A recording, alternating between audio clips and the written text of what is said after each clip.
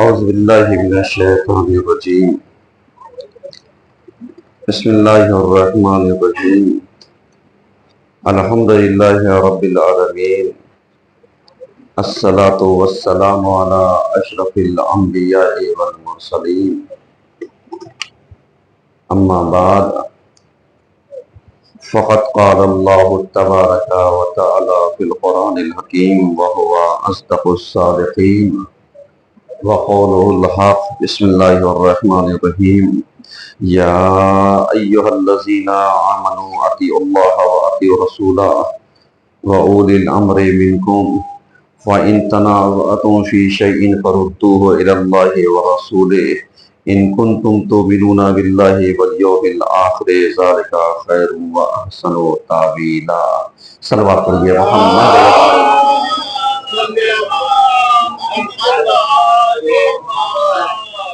عزیزان گرامی، آج کے پہلے خطبے میں سلسلہ مباحث کو آگے بڑھاتے ہوئے ہماری گفتگو اس عنوان پر جاری ہے کہ اطاعت کے اثرات۔ اگر ہم اللہ کی فرما برداری کرتے ہیں، اللہ کا حکم مانتے ہیں،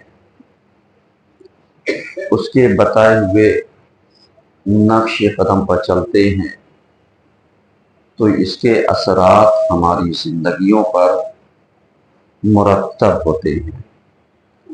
اور ظاہر سی بات ہے، ماہ مبارک رمضان چل رہا ہے اور آج 20 رمضان ہے، اور 20 رمضان میں اگر غور و فکر کیجئے تو شبوں کا دور وہ غم کے ایام کی جو مولا کائنات امیر المومنین علی ابن ابی طالب علیہ السلام کے ہیں، جسے ہم شبیں کہتے ہیں، تو ظاہر سی بات ہے ابھی اس کا وارث جو ہمارا آخری امام ہے وہ پردہ خیر میں موجود ہے۔ ہم اپنے امام کی بارگاہ میں اس امام کی جو ہمارا پہلا امام ہے، ان کے جد اعلیٰ کی شہادت کے موقع پر تعزیت و تسلیت پیش کرتے ہیں، اور اس امید کے ساتھ کہ مولا ہم سب آپ کے غم میں برابر کے شریک ہیں۔ ظاہر سی بات ہے، ماہ مبارک رمضان ہے، ہمیں رمضان میں کیا کرنا چاہیے اور کیا نہیں کرنا چاہیے، چونکہ شہر اللہ ہے، اللہ کا مہینہ ہے، عبادتوں کا مہینہ ہے، فرما برداری کا مہینہ ہے۔ ہم سے جتنا ہو سکے ہم اللہ کی عبادت کریں، اللہ کی اطاعت کریں، اللہ کی فرما برداری کریں، کیونکہ جب ہم ایمان والے ہوں گے اور ہمارا ایمان اللہ پر، رسول پر، صاحبان امر پر ہوگا، تو اس کے اثرات بھی ہمارے وجود پر، ہمارے روحیے پر، ہماری روحانیات پر ظاہر ہوں گے۔ اور جب اس کے اثرات ہمارے روحانیات پر ظاہر ہوں گے تو ظاہر سی بات ہے کہ اس کے اثرات ہمارے اوپر کون کون سے مرتب ہونے چاہیے اور کون کون سے مرتب نہیں ہونے چاہیے۔ کیوں؟ اس لیے کہ جب ہمارا موضوع اس اعتبار سے ہے کہ اطاعت کے اثرات غور کریں گے تو اس پر جو چیزیں ہمیں ہمارے سامنے ہیں وہ یہی ہے کہ ہم اطاعت کو سمجھیں، پیروی کو سمجھیں، اور جب پیروی کو سمجھیں گے تو یقینی طور پر اس کے اثرات ہمیں دکھیں گے۔ جیسے اگر ہمارا یقین اللہ کے اوپر ہے تو یہی اللہ کے اوپر یقین ہونا اس بات کی دلیل ہے کہ ہم اللہ کو کتنا پیش نظر رکھتے ہیں، ہم اللہ کے اوپر کتنا یقین رکھتے ہیں، اللہ ہماری نظروں میں کتنا معتبر ہے، یعنی یہ اس چیز کو ظاہر کرتا ہے۔ اور جب یہی چیز ہمارے روحیے پر اپنا اثر چھوڑتی ہے تو پھر ولو سچ کتنا ہی کڑوا ہو وہ ہمیں برداشت کرنا پڑتا ہے، اور جھوٹ کتنا ہی شیریں ہو اسے ہمیں ترک کرنا پڑتا ہے۔ جیسے انسان کی غیبت، غیبت کیا ہے؟ انسان کے آج کے زمانے کی بہترین پسندیدہ غذا ہے۔ میں نے غذا سے تشبیہ دی ہے، پسندیدہ غذا ہے، یعنی اگر آپ کسی سے کہیے کہ صاحب آپ فلاں انسان کی غیبت نہ کیجئے تو وہ یہ نہیں کہے گا کہ میں گناہ کر رہا ہوں، وہ اس چیز کو نہیں قبول کرے گا کہ میں اللہ کی نافرمانی کر رہا ہوں، بلکہ وہ اس چیز کو بتانے اور سمجھانے کی کوشش کرے گا کہ صاحب فلاں صاحب میری نظر میں اچھے نہیں ہیں اور میں انہیں مومن نہیں سمجھتا، یعنی اس کا جواز وہ پیش کرتے ہیں۔ جب میں مومن نہیں سمجھتا تو ظاہر سی بات ہے میرے لیے ان کی غیبت کرنا کیا ہے؟ جائز ہے۔ اب آپ ذرا سا بتائیے، کیا کسی انسان کا نظریہ اس جائگہ کو لے سکتا ہے جہاں پر شرعی احکام نافذ ہوتے ہیں؟ کیا انسان کی مرضی چل سکتی ہے شریعت میں؟ کیا تشریع پروردگار میں انسان اپنی منمانی کر سکتا ہے؟ نہیں۔ لیکن اگر آپ سماج میں دیکھیے تو انسان اپنی خامیوں پر، اپنی کمیوں پر، اپنی غلطیوں پر پردہ ڈالنے کے باوجود کی پردہ ڈال دے تو زیادہ بہتر ہے، لیکن وہ اس کو اس طریقے سے اکڑ جاتا ہے کہ صاحب میں غلط نہیں کر رہا ہوں۔ ایمانداری سے بتائیے، ماہ مبارک رمضان ہے اور اگر اتنا شعور بھی ابھی تک 20 رمضان ہو گیا ہے ہمارے اندر پیدا نہیں ہوا ہے تو یقینی طور پر ہمیں کیا کرنا چاہیے؟ جو توبہ ہے اس کے بات کو وا کر دینا چاہیے اور ہر وقت استغفار کے دروازے کو، مغفرت کے دروازے کو، پروردگار سے کی بارگاہ میں احساس گناہ کو اپنے اندر وجود میں محسوس کرنا چاہیے، پیدا کرنا چاہیے کہ پروردگارہ فلاں غلطی ہو گئی۔ اور جب یہی اللہ کا وجود ہمارے اندر موجزن رہے گا، ہمارے اندر محسوس رہے گا، تو آپ ایمانداری سے بتائیے کہ جب اللہ ہمارے اندر ہے، ہمارے وجود میں ہے، تو ہم نماز کس کے لیے پڑھتے ہیں؟ اللہ کے لیے۔ اور جب اللہ کے لیے پڑھتے ہیں، یہی تو کہتے ہیں للہ رب العالمین، کہ ہماری نمازیں، ہمارے روزے، ہماری عبادتیں، ہماری جتنی بھی چیزیں ہیں سب کس کے لیے ہے؟ اللہ کے لیے ہے۔ تو جب ساری چیزیں اللہ کے لیے ہیں تو میرے عزیزوں پھر یہ مکاریاں کس کے لیے ہیں؟ چال بازیاں کس کے لیے ہیں؟ دھوکہ دڑیاں کس کے لیے ہیں؟ بے غیرتی اور بے حیائی کس کے لیے ہے؟ یہ سب چیزیں کیا ہیں؟ یہ سب لمحہ فکریہ ہے تاکہ ہم اس کی طرف متوجہ ہوں، کیونکہ جب ہم اس کی طرف متوجہ ہوں گے تب ہماری سمجھ میں آئے گا کہ اللہ ہمارے اندر کتنا ہے۔ کیونکہ وہ شخص جھوٹا ہے جو دعویٰ کرتا ہے کہ اللہ میرے وجود میں ہے اور اللہ کا نافرمان ہو۔ وہ شخص جھوٹا ہے جو یہ دعویٰ کرے کہ وہ اہل بیت کا شیعہ ہے لیکن اہل بیت کے فرمودات اور ارشادات کے خلاف کام کرتا ہو۔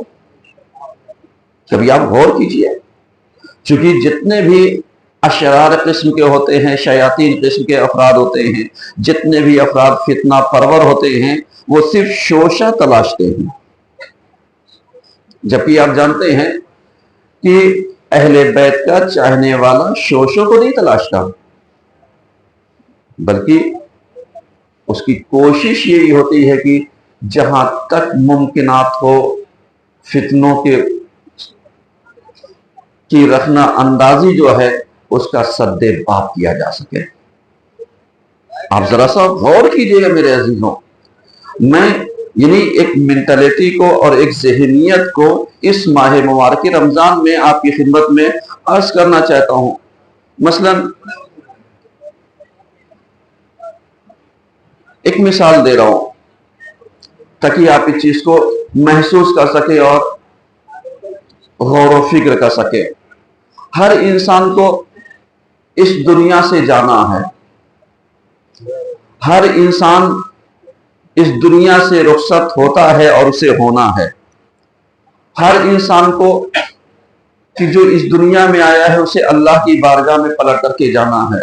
اسی لیے جب ہم پر مصیبت آتی ہے یا ہم غم کی خبر سنتے ہیں تو ہم سیدھے سیدھے کلمہ استرجاع کی تلاوت کر کے اپنے دل کو سکون دے لیتے ہیں اور یہی کہتے ہیں انا للہ و انا الیہ راجعون، کہ بے شک ہم اللہ کی طرف سے آئے ہیں اور ہمیں پلٹ کر کے اللہ کی طرف ہی جانا ہے۔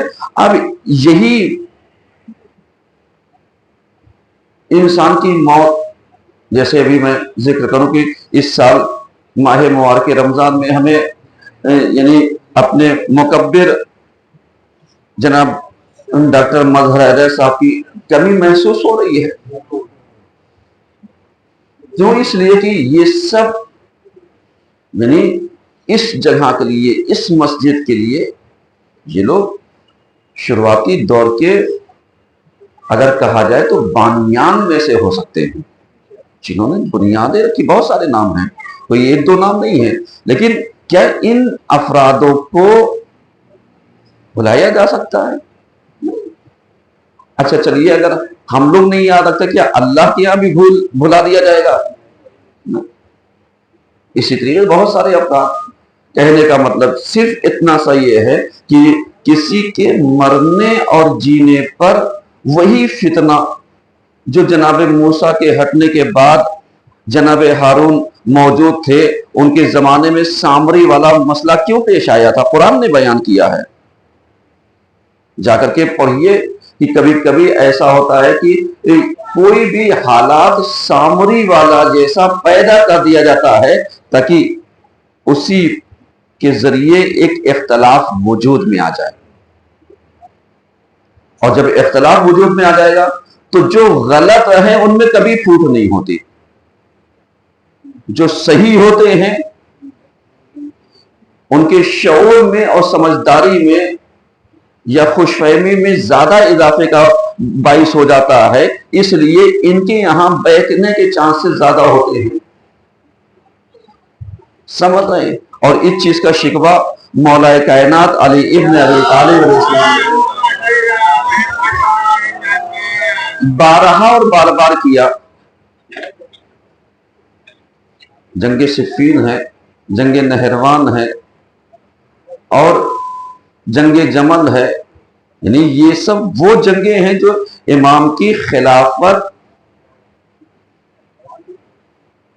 کے دوران جب اپنے ذمہ میں حکومت کو اپنے ہاتھوں میں لیا ہے اور پوری امت مسلمہ نے آپ کو اپنا خلیفہ تسلیم کر لیا ہے، پیشوا تسلیم کر لیا ہے، حاکم تسلیم کر لیا ہے، اس کے بعد سازشوں کا اثر یہ دکھا کہ مولا کائنات کی 5 سالہ حکومت میں کئی بڑی جنگیں ہو گئی، اور یہ بڑی جنگیں تھوپی ہوئی کس کی تھی؟ تحمیلی کس کی تھی؟ لا کر کے کس نے انسان کے اوپر، مولا کائنات کے اوپر تھوپ دیا تھا؟ کیونکہ پتا تھا کہ اگر ان کو الجھایا نہیں جائے گا تو ہو سکتا ہے یہ سماج کی بہبودی کے لیے بہت سارے کام انجام دے جائے۔ سمجھیے گا میری بات۔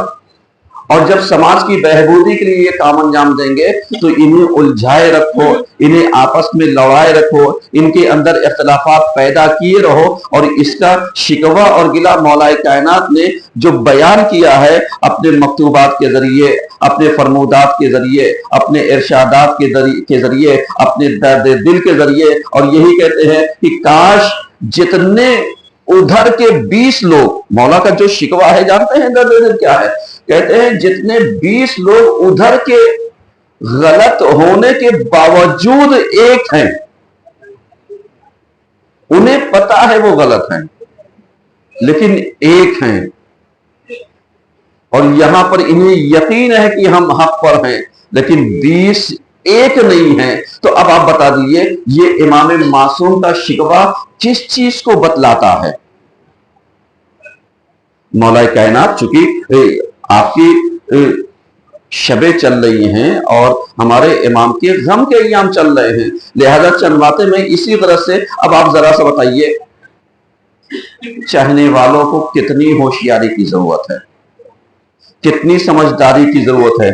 اب مولا کائنات جیسا انسان امام معصوم، امام عادل کہ جس کو قتل ہی اسی لیے کیا گیا تھا، قتل علی فی المحراب لشدت عدل، علی کو محراب میں اسی لیے مارا گیا تھا شدت عدالت کی بنا پر۔ اور آپ جانتے ہیں جب مولا کائنات کی شہادت مسجد میں ہوئی ہے تو اس وقت کا عالم یہ تھا، اتنا پھیلا دیا گیا تھا، اتنا پروپیگنڈا کیا جا چکا تھا کہ لوگ سوال کر رہے تھے کہ علی اور مسلمان، علی اور نمازی، علی اور مسجد میں شہادت، یعنی یہ مولانا نمدار کہ جملات نہیں میرے عزیزوں، یہ پروپیگنڈا کا ایک اثر تھا کہ جہاں پر لوگ علی جیسے امام معصوم کو مسلمان ہی نہیں سمجھتے تھے۔ الیاذ باللہ، استغفر اللہ ربی واتوب الیہ۔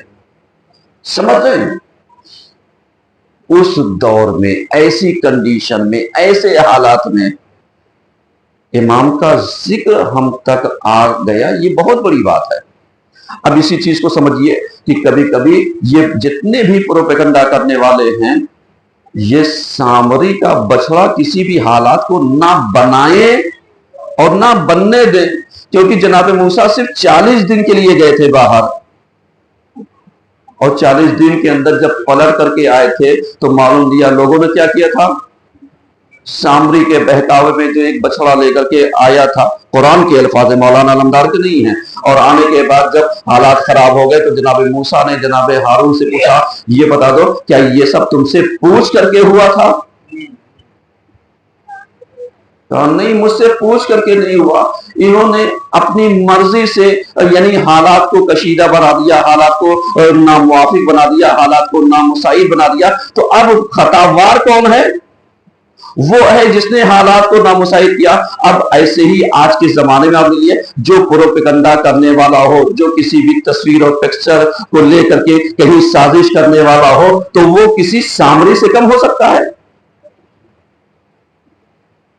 کیونکہ آج سمجھنے کی ضرورت ہے میرے عزیزوں۔ میں ہاتھ جوڑ کر کے گزارش کرتا ہوں آپ سے کہ جہاں پر حالات کشیدہ ہوں وہاں پر سازشیں نہیں کی جاتی، سمجھداری سے کام لیا جاتا ہے۔ پھر میں معافی مانگ کر کے ایک جملہ کہنا چاہتا ہوں، جیسے میں نے ایک نام دیا ڈاکٹر مظہر حیدر صاحب، ابھی تازہ ان کے شعبان میں انتقال ہوا ہے،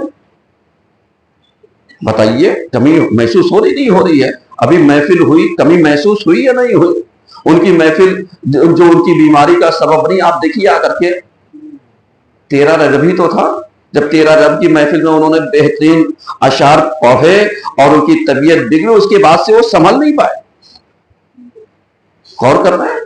یعنی کہنے کا مطلب یہ سب تذکرہ کیا جاتا ہے، ہمارے اور آپ کے مولانا علمدار کے تذکرہ کرنے سے کوئی ضرورت نہیں ہے۔ جو جیسا ہے اللہ کو پتا ہے، جس نے جو کیا اللہ کو پتا ہے، چاہے وہ اچھا کر رہا ہو یا برا کر رہا ہو۔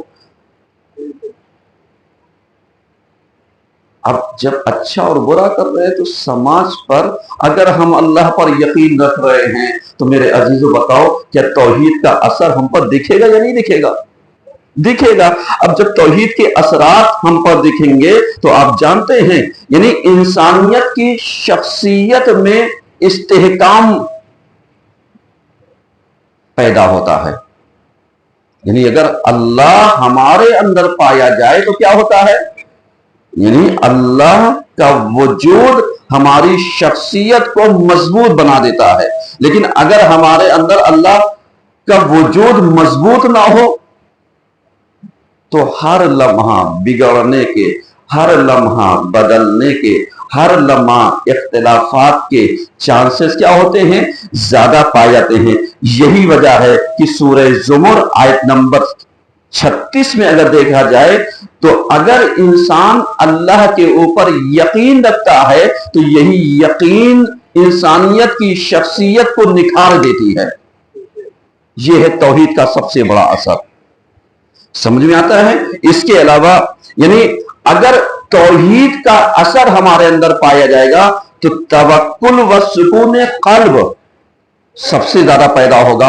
आज आप बताइए, मोमिन भी हैं, नमाजी भी हैं, रोजेदार भी हैं, अज़ादार भी हैं, मातमदार भी हैं, लेकिन इसके बावजूद अगर कल्ब मुतमईन नहीं, अगर दिल मुतमईन नहीं तो फिर क्या है?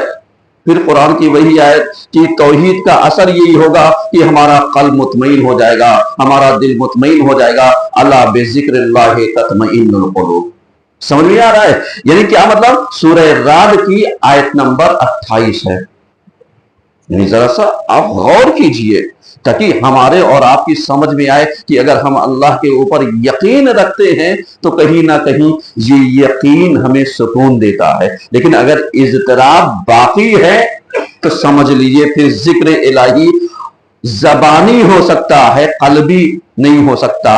अभी जिक्र इलाही जबान से बढ़ करके हमारे दिलों में अभी उतरा नहीं है। अगर उतर जाता तो फिर उसके असरात हमारे ऊपर क्या होते, क्या होते? मुरत्तब होते। और उसके अलावा यानी जब तौहीद का असर हम देखेंगे तो यही चीज खुददारी और इज्जत नफ्स पैदा करती है। यानी अगर हम अल्लाह को मान लें, अगर हम अल्लाह के ऊपर एतकाद रखते हैं, अगर हम अल्लाह के ऊपर यकीन रखते हैं तो यही चीज हमें क्या करती है? खुददारी। खुददारी किसे कहते हैं? ये जहां पर हम अपने नफ्स को अपने कंट्रोल में रखते हैं।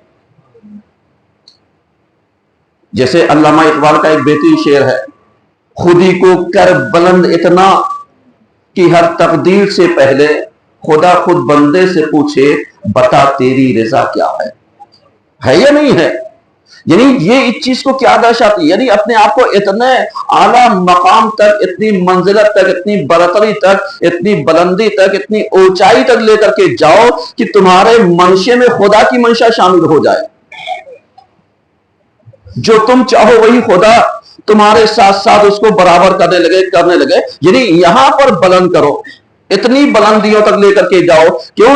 इसलिए कि खुदी व इज्जत नफ्स, क्योंकि जिस इंसान के अंदर ये कैफियत और कंडीशन पैदा हो जाती है इज्जत नफ्स की, खुदी की, कंट्रोल पावर की, तो वो फिर किसी की खुशामत और चापलूसी नहीं करता है। आप जाकर के समाज में देख लीजिए कि अगर कोई चापलूस पैदा हो रहा है, कोई खुशामत पसंद हो रहा है, तो इसका मतलब यह हो गया कि अभी तौहीद का असर इसके ऊपर जाहिर नहीं है, कमजोर पाया जाता है। और अगर इसी को कुरान की रूह से देखना है तो सूरह फातिर आयत नंबर 10 देख लीजिएगा जाकर के। समझ रहे? यानी ये सब चीजें क्या है? ये सब चीजें गौर व फिक्र करने की है मेरे अज़ीज़ों। क्योंकि जब हमारा यकीन खुदा के ऊपर बढ़ जाएगा तो मालूम दिया खुदी, इज्जत नफ्स बहुत अहम चीजें हैं। जब ये पैदा हो जाएंगी तो अब हम चाहे रोएं तो भी खुदा के लिए होगा, मातम करें तो भी खुदा के लिए होगा, गिरियों बुका करें तब भी खुदा के लिए होगा। अगर हम कोई काम करते हैं, अंजाम देंगे, कहीं 19-20 होता है तो उसको बनाने के लिए हम अपनी इज्जत नफ्स को पामाल कर देंगे ताकि अइम्मा का जिक्र, अहले बैत का जिक्र ये बुलंदियों तक रहे। इसलिए कि वो इंसान जो अपने को शिया कहता है वो शियत को शियत से टकराता नहीं है। سمجھ میں آ رہا ہے؟ کیوں؟ اس لیے کہ اگر ہمارے اندر کہیں نہ کہیں اختلافات پائے جاتے ہیں تو کہیں نہ کہیں توحید پر ہمارا یقین کم ہے۔ بس آخری بات عرض کرنا چاہتا ہوں کہ اگر توحید ہمارے اندر پائی جاتی ہے تو ہم گناہوں سے کیا کرتے ہیں؟ دوریاں کرتے ہیں، گناہوں سے اجتناب کرتے ہیں۔ گناہ کسے کہتے ہیں میرے عزیزوں؟ گناہ کا مطلب صرف یہ نہیں کہ کسی کے ساتھ آپ جا کر کے اخلاقیات کو داؤں پر لگا دیں۔ گناہ اس کو بھی وہ کہا جاتا ہے جہاں پر ہم کسی کو نظریے سے اور نظر سے یہ معلوم یا عالم آئے اور آپ یہ سوچیں یہ تو ہمیں ان کی عزت ہی نہیں کرتا، میں تو ان سے سلام نہیں کرتا، میں تو ان کے لیے اٹھوں گا کیوں، میں ان کے لیے استقبال کیوں کروں گا، میں ان کا احترام کیوں کروں گا۔ تو اب آپ بتائیے، آپ کیجئے یا نہ کیجئے، اللہ کی نظر میں یہ گناہ ہے یا نہیں ہے؟ آپ مانیے یا نہ مانیے، اللہ کی نظر میں گناہ ہے یا نہیں ہے؟ اب کسی کے ماننے نہ ماننے سے کسی کی شخصیت مجروح نہیں ہوتی ہے، ہاں یہ ہوتا ہے کہ انسان کے دلوں کے اندر پایا جانے والا وہ بغض اور حسد اور اناد یہ کیا ہوتا ہے؟ ظاہر ہو جاتا ہے۔ اب قرآن کہتا ہے کہ اگر تم کسی کے علم کی وجہ سے اس کا احترام کرو گے تو احترام تم اس کا نہیں کرو گے بلکہ اللہ تمہیں بلندیوں تک لے کر کے چلا جائے گا، اللہ تمہیں بلندیاں عطا کر دے گا۔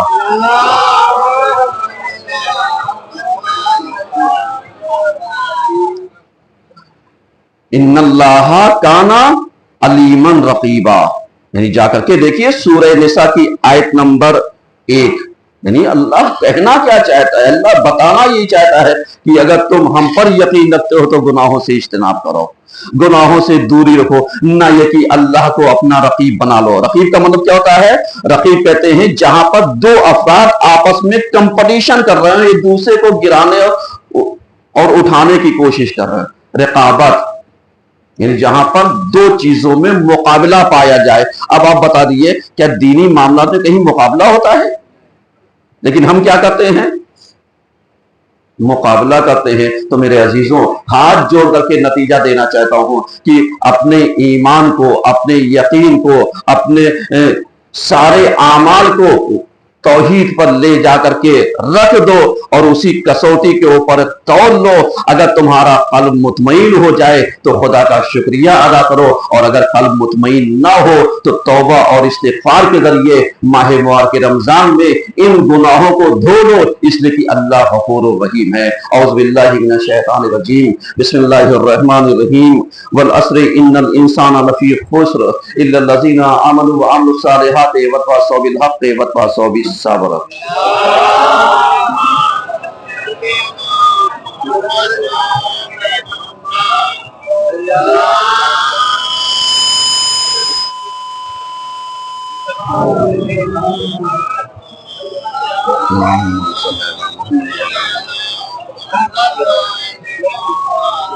اعوذ باللہ من الشیطان الرجیم، بسم اللہ الرحمن الرحیم، الحمدللہ رب العالمین، الصلاة والسلام علی اشرف الانبیاء والمرسلین، اما بعد فقد قال اللہ تبارک وتعالی فی القرآن الحکیم وہو اصدق الصادقین وقول الحق۔ بسم اللہ الرحمن الرحیم، ھذا بلاغ للناس ولینذروا بہ وليعلموا انما هو الہ واحد وليذکر اولو الالباب۔ صلوات پڑھیے محمد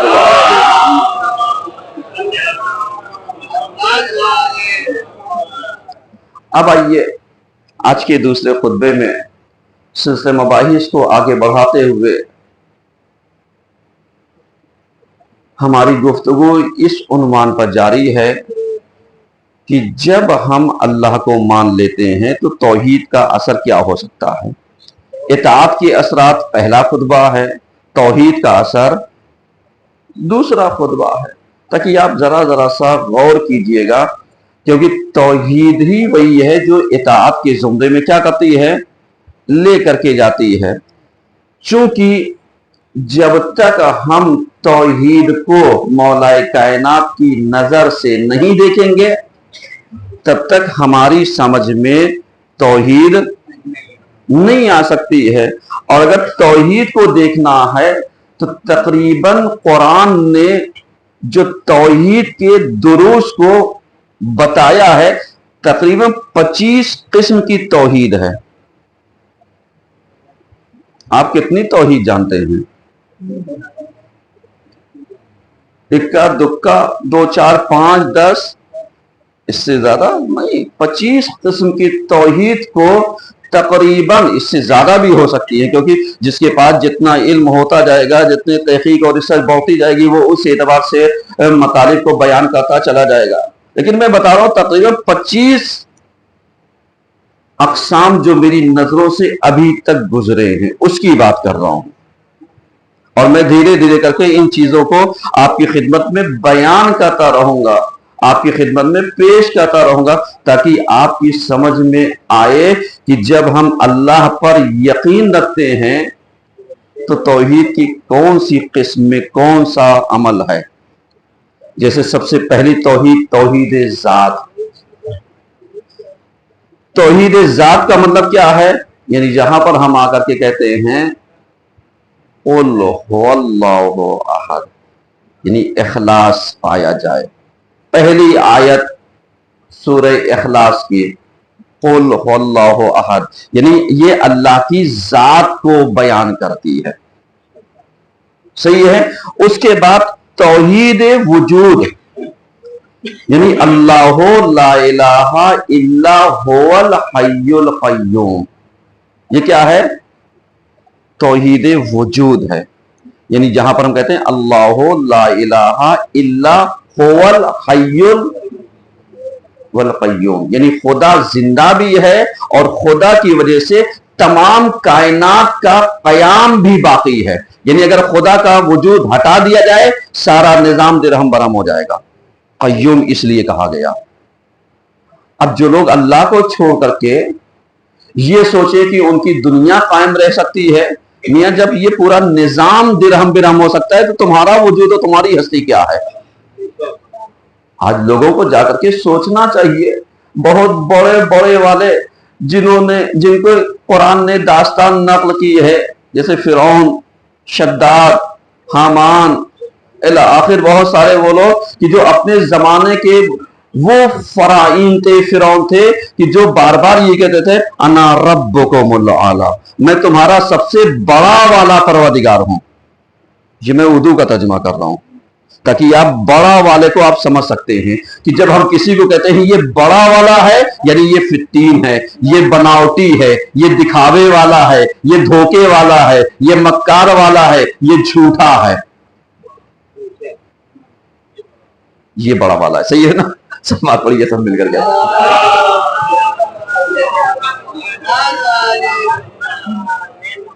ہے یہ نہیں ہے۔ یعنی توحید جب وجود میں دیکھیے، ذات الگ ہو گئی، وجود الگ ہو گیا، سمجھیے گا۔ اور ہم لوگ نہ ذات کو سمجھ پاتے ہیں نہ وجود کو سمجھ پاتے ہیں۔ وجود کا مطلب اللہ حی ہے، مرا نہیں ہے، زندہ ہے۔ ہم لوگ کیا سمجھتے ہیں؟ اللہ دیکھ نہیں رہا ہے۔ نہیں، اللہ دیکھ رہا ہے میرے عزیز، اللہ دیکھ رہا ہے۔ ہم چاہے جتنی حرکتیں کر لیں، ہم چاہے جتنے فطرتیں کر لیں، ہم چاہے جتنے شیطنت کر لیں، اللہ کیا کر رہا ہے؟ دیکھ رہا ہے۔ بس یہی نظریہ، یہی کانسیپٹ اگر ہمارے دل میں کلیئر ہو جائے تو کتنے فساد اور فتنہ ختم ہو سکتے ہیں۔ اس کے بعد آئیے توحید احدیت، لیسا کمثلہ شیء، یعنی اس کے جیسا کوئی ہے ہی نہیں ہے، اس کا کوئی مثل ہی نہیں ہے، اس کا کوئی نظیر ہی نہیں ہے۔ اور اس کے بعد اگر اس کو دیکھنا ہے تو یہ ساری چیزیں آپ دیکھیے، یہ سب قرآن کی آیتیں ہیں جس کو میں کوٹ کر رہا ہوں۔ نہیں، توحید ذات، توحید وجود، توحید احدیت، اس کے بعد اگر دیکھا جائے تو توحید حمدیت، یعنی جہاں پر آ کر کے حمد ہمیں کس کی کرنی ہے؟ للہ رب العالمین، صرف اور صرف کس کی؟ اللہ کی۔ لیکن ہم آ کر کے تعریفیں کس کی کرتے ہیں؟ یہ سب چیزیں سمجھنے کی ہیں میرے عزیزوں. اور اس کے علاوہ آ کر کے جب اتنے مراحل ہم نے پہلے دیکھ لیے تب آ کر کے ہمارا وجود آتا ہے توحید خالقیت کہ اب اللہ نے پیدا کیا ہے. پیدا کرنے والا کون ہے؟ اللہ ہے. اب اگر اسی چیز کو دیکھنا ہے تو کیا ہے؟ اللہ خالق کل شیء، یعنی اللہ تمام کی تمام چیزوں کا کیا کرنے والا ہے؟ پیدا کرنے والا ہے. سورہ زمر آیت نمبر 62. ذرا سا غور کیجیے، آپ غور و فکر کیجیے. اگر غور و فکر کریں گے تب ہماری سمجھ میں آئے گا کہ معلوم دیا اللہ کو ہم خالق مانتے بھی ہیں نہیں مانتے ہیں، اس کو یکتا مانتے ہیں نہیں مانتے ہیں. آج کتنوں کا ایمان ڈاباڈول ہے. ارے کیا بتائیں، اللہ نہیں دے رہا ہے، ہم فلاں بابا کے یہاں سے تعویذ لے آئیں گے. یعنی اس کا مطلب خدا نہیں دے رہا ہے تو تعویذ والے دے دیں گے.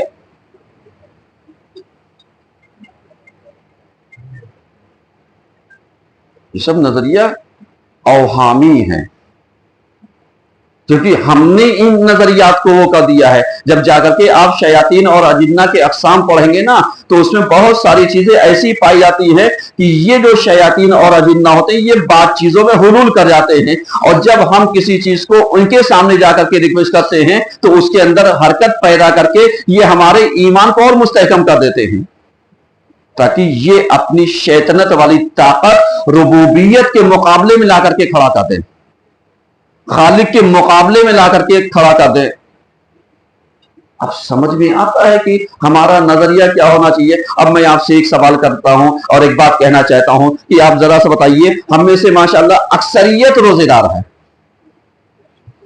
ہمارے یہاں تو جو ہی ماشاءاللہ چھوٹے چھوٹے نونہال بچے بچیاں، ہمیں فخر ہوتا ہے. اگر میرے بس چلے تو واقعی ان کو انعامات اور اکرامات سے نوازنا چاہیے اور دینا چاہیے. ان کے ماں باپ کو دعائیں دینی چاہیے جنہوں نے اپنے بچوں کو اس اعتبار سے وہ کیا کہ بیٹا کوئی بات نہیں، چھوٹے ہو تو کیا ہوا، روزہ رکھنے کی سکت ہے تو جاؤ رکھو، کیونکہ ان کے دلوں میں یہ چیزیں راسخ ہو گئی ہیں کہ اگر ہم روزہ رکھیں گے تو پر ڈے ہمیں ثواب کتنا ملے گا. آج جتنے بڑے بڑے ہیں ان سے پوچھئے کہ انہوں نے اپنے زمانے میں کس عمر میں روزہ رکھا تھا، کتنے سال کی عمر میں روزہ رکھا تھا. تو اپنے بڑکپن ہونے پہ ناز نہ کیجئے، بلکہ پلٹ کر کے دیکھیے کہ اگر ہم نے 20 سال کی عمر میں، 25 سال کی عمر میں، 30 سال کی عمر میں روزہ رکھنا شروع کیا یا بالغ ہونے کے بعد رکھا. اب آ کر کے نونہال سے پوچھو، اگر کوئی 9 سال کی عمر میں، 10 سال کی عمر میں، 8 سال کی عمر میں، 7 سال کی عمر میں روزہ رکھ رہا ہے تو ہم سے بالغ ہونے سے کئی سال پہلے روزہ رکھ رہا ہے. تو قابل احترام کون ہے؟ لیکن مسجدوں میں نکارا کسے جاتا ہے، بھگایا کسے جاتا ہے؟ نہیں، میرے یہاں الحمدللہ ایسا نہیں ہے. ہوگا کہیں اور ہوگا. اب تو بہت نظریہ چینج ہو چکا ہے. وہ دور چلا گیا کہ جب یہ کہا جاتا کہ یہ بچے افطاری کے لیے آتے ہیں. ہم نے تو یہاں پر دیکھا کہ یہاں پر افطاری ہو یا نہ ہو بچے نہیں گئے، بڑے چلے گئے. ایک صلوات تو پڑھیے کم سے کم.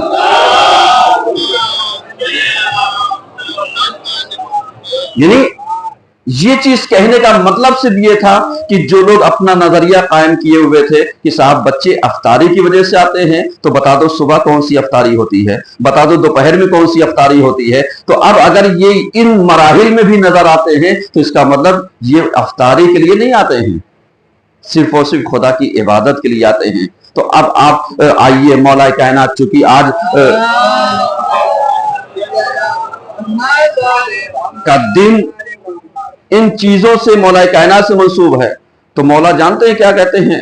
مولا کہتے ہیں چھوٹوں کا احترام اس لیے کرو کیونکہ اس نے گناہ کم کیا ہے، اور چھوٹوں سے یہ کہا گیا بڑوں کا احترام اس لیے کرو کیونکہ انہوں نے نیکیاں تم سے زیادہ انجام دی ہیں. یعنی مولا کائنات نے دونوں کے لیے راہ حل دیا. گڑبڑی کہاں پر ہوتی ہے؟ جہاں ہم ان چیزوں کو مکس کر دیتے ہیں. اور آپ جانتے ہیں آج کی جو شب لگے گی وہ ہے شب قدر کی شب. یہاں پر جو اعمال ہوگا وہ 9 سے 11 بجے تک 2 گھنٹے کا اعمال انشاءاللہ کرایا جائے گا. اور آپ حضرات تشریف لے کر کے آئیے گا کیونکہ یہ 3 شبوں میں، شب 19، شب 21 اور شب 23، حد اقل ان 3 شبوں میں دعائے جوشن کبھی 3 بار ختم کی جاتی ہے، پڑھی جاتی ہے، تاکہ اس کا پڑھنے والا اگر ماہ مبارک رمضان میں 3 بار ختم کر لے تو اللہ حد اقل جو اجر دیتا ہے وہ یہی کہ جہنم کو آئندہ سال تک کے لیے اس کے اوپر حرام قرار دے دیتا ہے، اتنا ثواب ہے۔ اور اسی کو آپ جا کر کے ذرا سا ان کے جملات کو دیکھیے جوشن کبیر کے، تو 100 بند ہیں اور 100 بند 100 مرض کی دوا ہیں۔ حاشیے کو جا کر کے پڑھیے گا کہ کون سا بند کس مرض کے لیے ہے، کون سا بند کس چیز کے لیے ہے، تب آپ کی سمجھ میں آئے گا کہ اس کا فائدہ کیا ہے، اس کے ریس پوائنٹ کیا ہے، اس کی معرفت کیا ہے، اس کے اثرات کیا ہیں، اس کے فیوز اور برکات کیا ہیں۔ تو ہمیں میرے عزیزوں شب قدر کو درک کرنا ہے، کیونکہ میرا مولا میرا آقا یہی کہتا ہے کہ کتنا بدبخت وہ انسان ہے کہ جو شب قدر کو درک کرے اور اپنے گناہوں کو معاف نہ کرا پائے۔ مولا افسوس کرتے ہیں، کہتے ہیں حیف ہے ایسے لوگوں کے اوپر کہ جن کو شب قدر کا موقع ملا ہو اور وہ اپنے آپ کو کیا کر سکیں، معاف نہ کرا سکے۔ تو اب ہمارے اور آپ کی سمجھ میں آتا ہے۔ اب آئیے آخری بات کہ مولا کائنات علی ابن ابی طالب علیہ السلام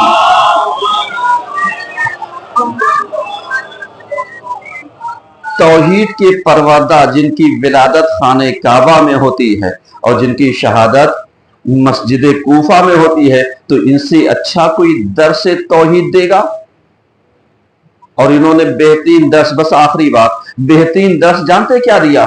بہترین درس یہ دیا کہ جب آپ کے سامنے قاتل پکڑ کر کے آیا ہے نا، تو آپ نے اپنے بیٹے امام حسن علیہ السلام سے وصیت کی اور کہا بیٹا دیکھو میں زندہ رہوں گا تو میں سزا دوں گا، تمہیں سزا دینے کا ادھیکار نہیں ہے۔ یہ جملے مجلسوں میں تو ہمیں اچھے لگتے ہیں، لیکن کیا کبھی ہم نے اس کی گہرائی اپنے وجود میں محسوس کیا؟ کیا اس زاویے سے ہم نے اپنے آپ کو کبھی غور و فکر کیا کہ یہ جو مولا کا درس ہے یہ کس بنیاد پر ہے؟ اور اس کے بعد مولا کہتے ہیں اگر میں زندہ نہیں رہا تو پھر قصاص کا حکم وہی ہے جو شریعت نے دیا ہے، یعنی اگر اس نے ایک ضربت ماری ہے تو اس کو ایک ضربت مارنا۔